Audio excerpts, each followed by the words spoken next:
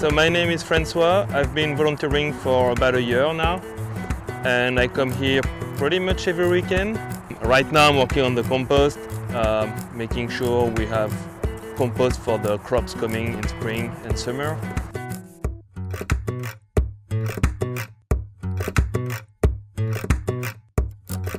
Hey, my name is Tolu and I'm from NerdWallet, and we're just watering some of the plants we just planted today.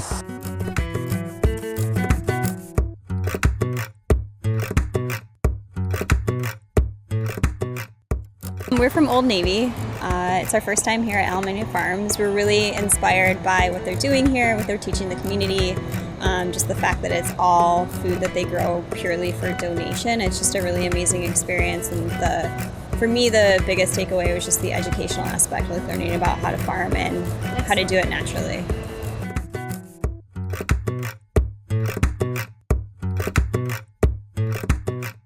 Hi, I'm Tree from the Free Farm Stand, and I'm also a volunteer at Alamany Farm. And on Fridays we harvest produce for Sunday, where we give it out for free in the park to low-income neighbors.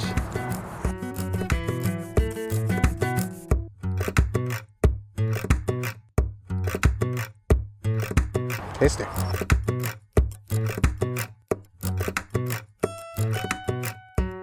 Hi, I'm John. I'm one of the regular volunteers at the farm. At the end of each workday, a portion of that food gets given away to the volunteers who have helped that day. So we'll do a communal harvest and divide it up according to what people want and need and can use. About half of what we produce goes off-site to a free food program in the Mission District called the Free Farm Stand. And about a third of what we grow is self-harvested by neighbors who are free to come into the site at any time and take what they need.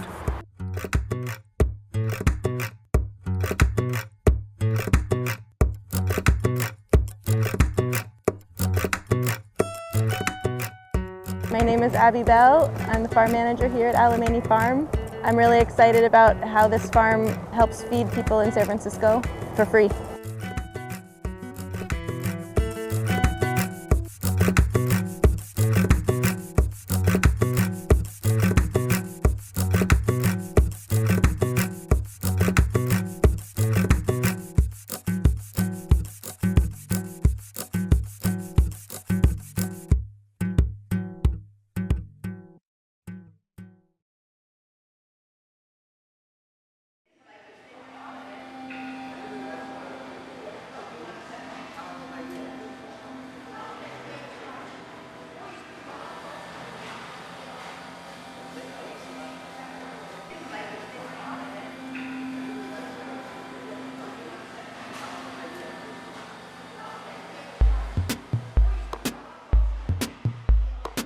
I'm Stephanie Muffson. I am the owner and director of the Parade Guys, the premier float builder in San Francisco, and also one of the only parade float companies in California.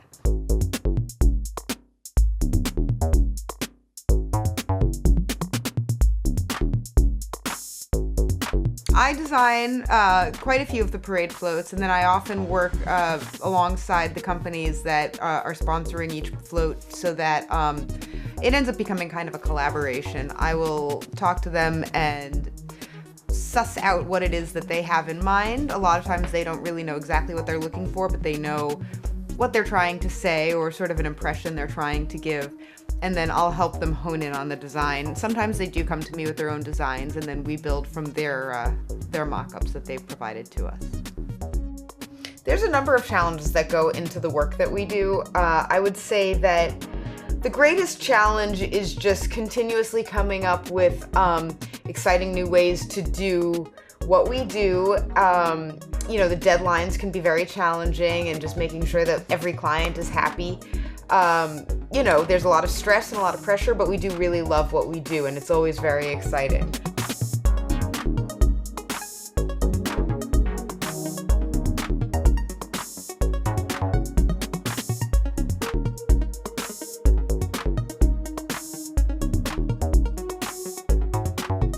Well, I have 2 full-time employees and then about 5 to 10 contractors that I work with on a very regular basis. And then as the parade build grows, we bring in new talent all the time. So we're working with anywhere from 3 or 4 up to 30 artists at a time to make the things that you'll see on the parade route. We do a parade almost every month, so we do about 10 parades a year, and we build almost 100 floats per year, give or take. In addition to being a parade float company, we also do a lot of prop rentals and prop fabrication. Sometimes it's decor for casinos, sometimes it's a giant prop to bring an event theme to life. So basically we're a full fabrication shop that focuses primarily on live events and heavily on the parade float side. We do some parades down in Southern California. We've done a few in Bakersfield and LA. We've even traveled to Las Vegas to do a float before, and we look forward to expanding our business further in the future.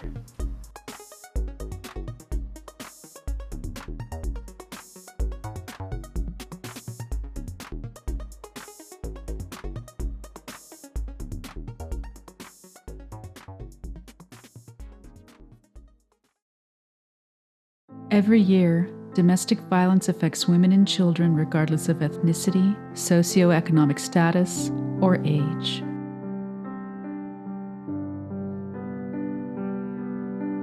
Don't live in fear.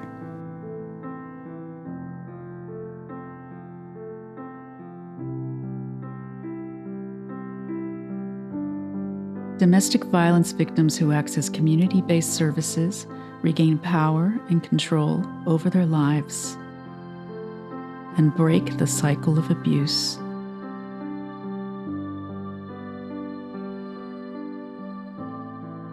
La Casa de las Madres helps heal women and children through counseling, advocacy, and assistance.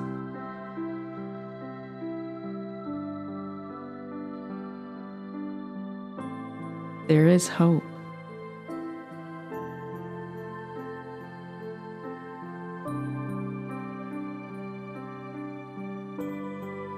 Build and reclaim safety, connection, and stability.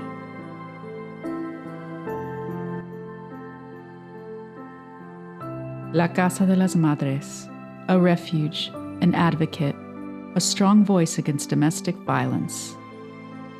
If somebody you know is experiencing any of these types of abuse, or if you need support yourself, La Casa can help.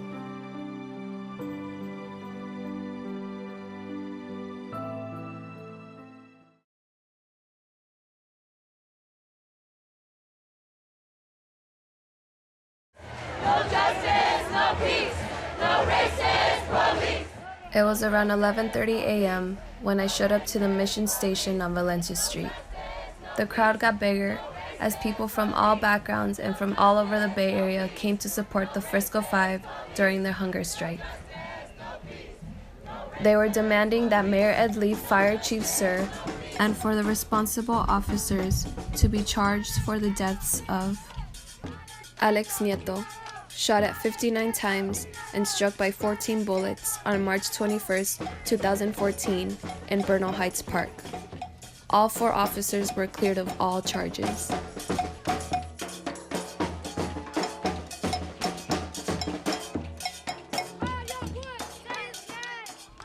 Mario Woods, shot 20 times by 5 police officers in the Baby District on December 2nd, 2015.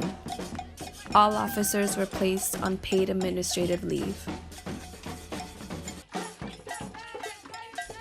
Amilcar Perez Lopez, shot 6 times by 2 police officers in the Mission District on February 26, 2015.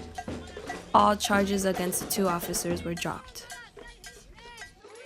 Luis Góngora, shot 7 times by 2 police officers in the Mission District on April 7, 2016. No charges were filed. I too was angry about these cases and was looking forward to marching alongside these 5 warriors. And there they were. Edwin Lindo, Maria Cristina Gutierrez, Celacy Blackwell, Ilya Chiquipto Sato, and Ike Pinkston. It was day 12 of the hunger strike. They were each accompanied by doctors and sat in wheelchairs. Although their bodies were weak, their determination, along with the support of the hundreds of people who showed up for them, that gave them the energy and strength to continue the march for justice. According to the San Francisco Chronicle, in 2015, San Francisco police shot and killed a total of 6 people, the highest count in more than 15 years. Between 2000 and 2015, there were 95 reported police-related shootings, 40 of them fatal. Many of the victims were Black or Latino.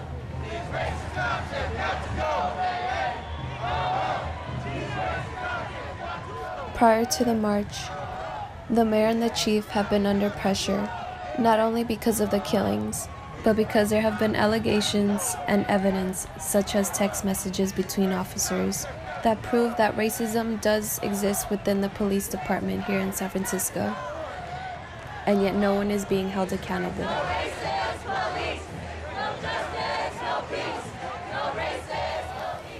Maria Cristina, Edwin, Celacy, Equipto, and Ike were sick and tired of this.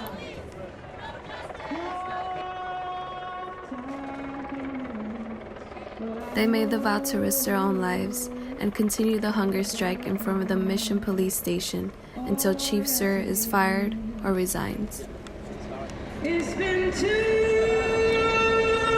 hard living, but I'm afraid to die. Since we're standing still. I know it's up there beyond the sky. It's been a long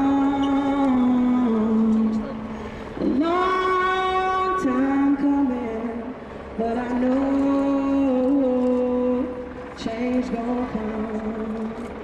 Oh, yes it will. I go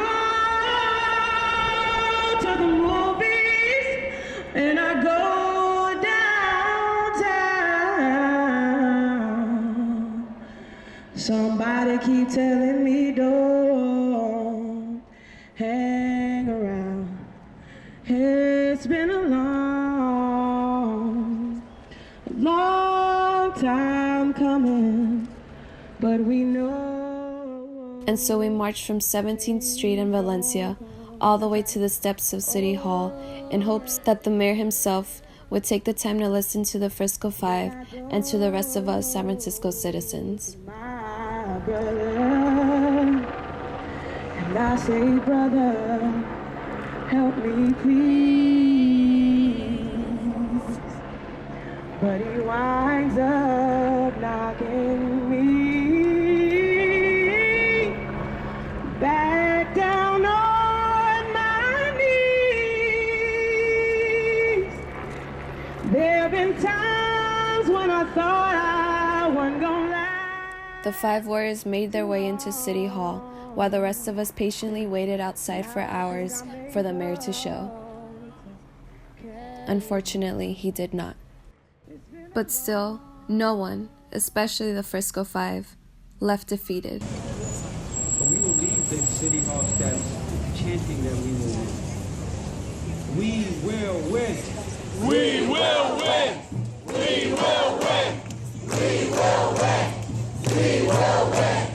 We will win. We will win. We will win. We will win.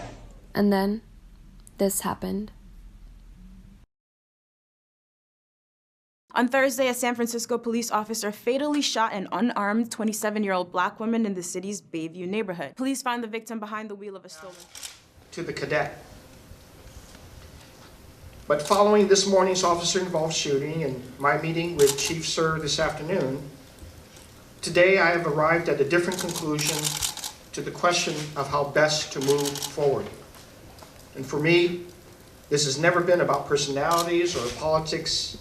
It's been about performance. Because in my 3 decades of public service, I've learned how important it is to measure progress along the way.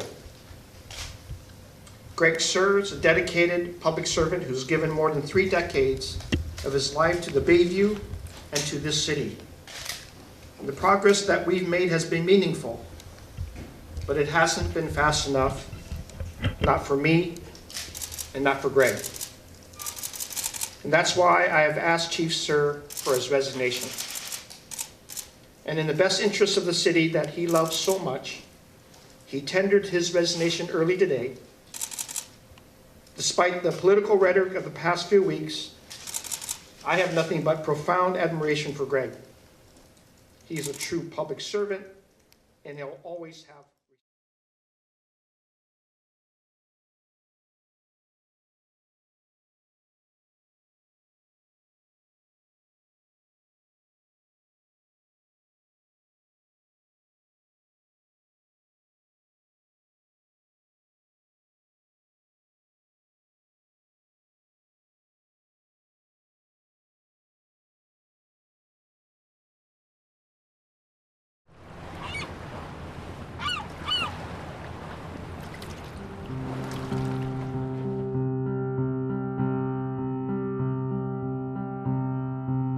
The major task that we have is to keep the history of World War II alive. Unless we know history, we're destined to make the same mistakes that other people have made.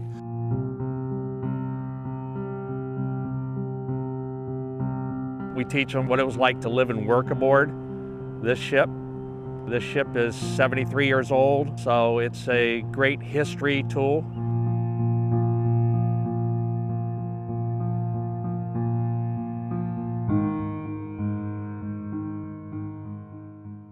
My name's Bob Friedman. I've been a docent on the Hornet for 13 years now, and I really absolutely love it. My name is Jim Balovich, and I'm responsible for the day-to-day activities on the USS Hornet as they pertain to security, and also I'm in charge of all the events that we're involved in. I love it because you get to interact with people from all over the world that come and visit the ship. It's one of the most decorated ships in United States Navy history. I was a police officer, inspector in San Francisco for 35 years. So obviously I have a proclivity to do security. It was kind of like a continuation of what I did. Heard the Hornet was in the Bay Area, so I came to visit it with my daughter. I'm a big Apollo fan, and of course the Hornet recovered Apollo 11 and Apollo 12 when they came back from the moon. They had an Apollo capsule that needed restoring, so I wanted to help with that. They had a little sign there that said, "Need volunteers," and my daughter out loud pointed out that they needed volunteers, and so security stopped me and got me to go to the new volunteer orientation. I came here needing to be around people after I had retired. So this was a perfect opportunity for me to come here, be around people, intermingle. You meet people from all over the world, and it's a tremendous place to be. The people are great, and it really does get you out and get you involved again. As you were in your job, this is kind of like a job, but it's not. This is a place where you want to come to. The guys kind of took me under their wing that were Navy veterans and taught me all the different parts of the ship to be able to learn it and be able to pass that information on to the guests. And you really develop some friendships with people on board who have similar interests to what you had. This place it's a magnet, I'm telling you. Once you get down here, most of the people, you know, you'll be here for 1 day a week, then pretty soon it's 2 days a week. In my case, it went to 7 days a week. You're free to walk around the flight deck up here. You're free to walk around our hangar deck, which has aircraft down there. And you're free to walk the second deck. And all these have been beautifully restored back to when she was a live ship. In fact, you'd almost think she was a live ship the way it's looking. This ship was involved in every major battle in the Pacific. It sustained minor damage. No Zeros ever got it, no kamikazes ever got it, no bombs, no torpedoes. We are 70, going on 74 years old. Every year we have the Navy come in and do an inspection, and they keep telling us that even ships that are actually active, that are out in the ocean, sailing around, take on water. We don't. If you can get on a docent tour, it's really great because a lot of times they'll show you more than just like the engine room or just like the bridge.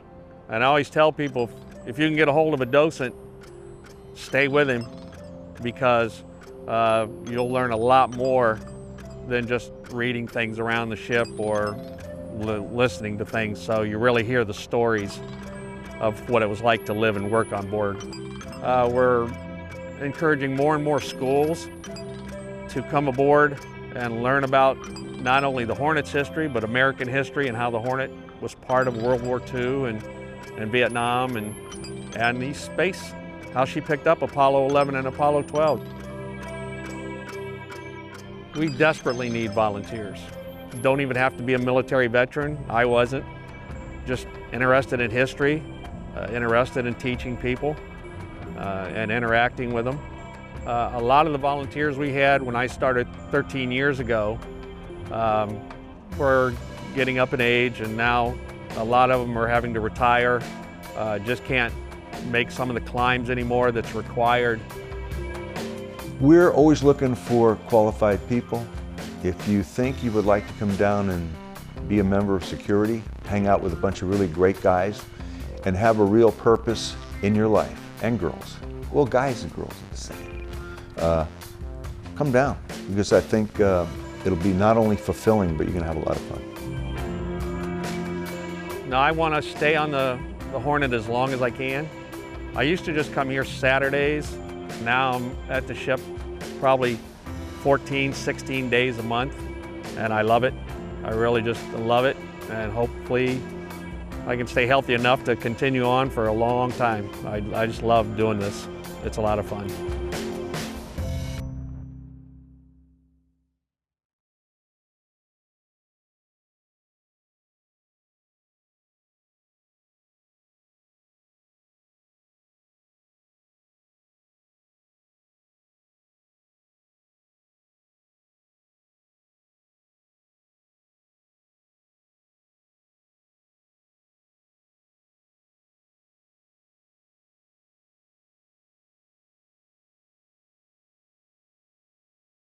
Hey, we're back, I guess. I don't know how long it's been since they've seen it.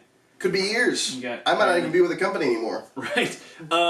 This is Newsday Night Freebie, where we thank you for subscribing to our newsletter and teach you a game.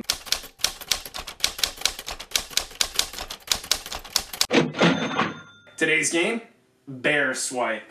Have you played Bear Swipe? You even know what I'm talking about? I've swiped at a bear, but never in a structured, gamified environment. You've never swiped at a bear. All right, so you've swiped at a bear. I had that. Don't. Yes. Ask Alan about wrestling a bear the next time you see him at a trade show. You've played slap hands before? Sure. Slap hands for noobs. Slap hands. This is the one where you go like this, and you go like that, and then you, if I miss, you trade. So you're not even really trying. Because Gilly's in the way. Good.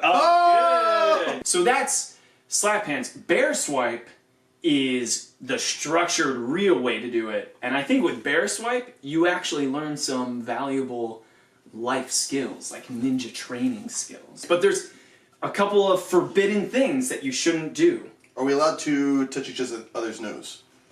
No. Okay. Forbidden! Number 1. Forbidden.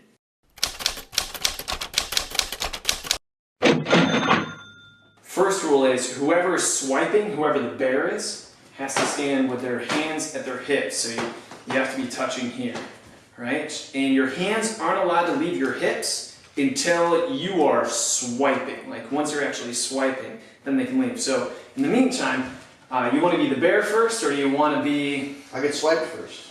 All right, so go ahead and hold your hands like you're praying, like so. Now the other rule is this: if you want to do the advanced gameplay, you don't want to be constantly moving it like this. And then I have to, let's get you back a little bit, and I'll be over here. So this is measuring up. We don't move at all until I'm swiping.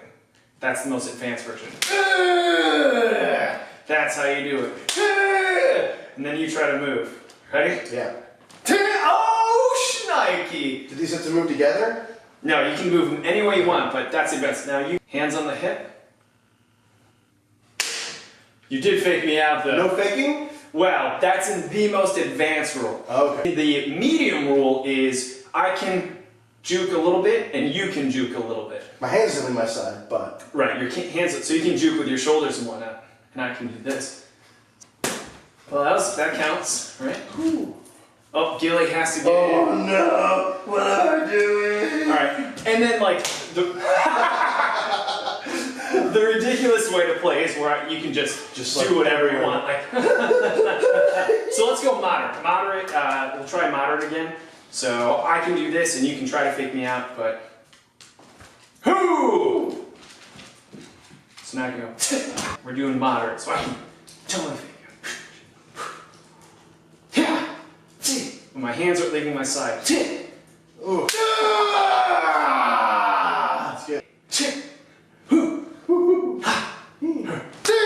I got a little bit.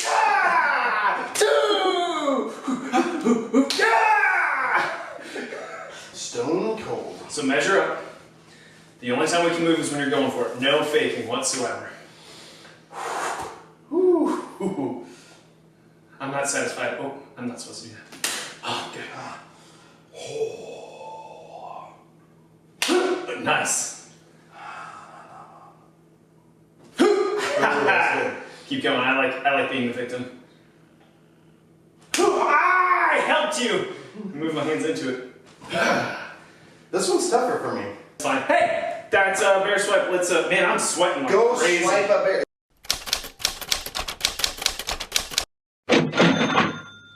Oh man, you are terrible at bear swipe. Yeah. You said you wrestled a bear? You said I wrestled Was a bear. it Yogi Bear? So no, in all likelihood I lost. Yeah. But that's bear swipe, so it's really cool. It teaches you how to be quick on the draw and read people. And remember, there's the beginner, ridiculous level, but then there's the advanced level where you're not really allowed to fake. You just stone cold stare at each other. And there's all the levels in between. Thanks for following us or subscribing. Subscribe to our YouTube channel. We're Tuesday Night Games on Twitter at PlayTKG. We're on Facebook. SoundCloud. All right, we're everywhere. Yeah, or listen to our podcast if we haven't. I'm Alan Girding, and you are Sean McCoy. Are we forgetting anything?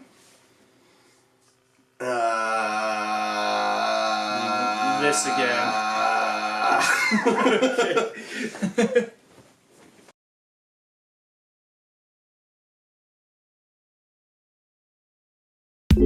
Okay.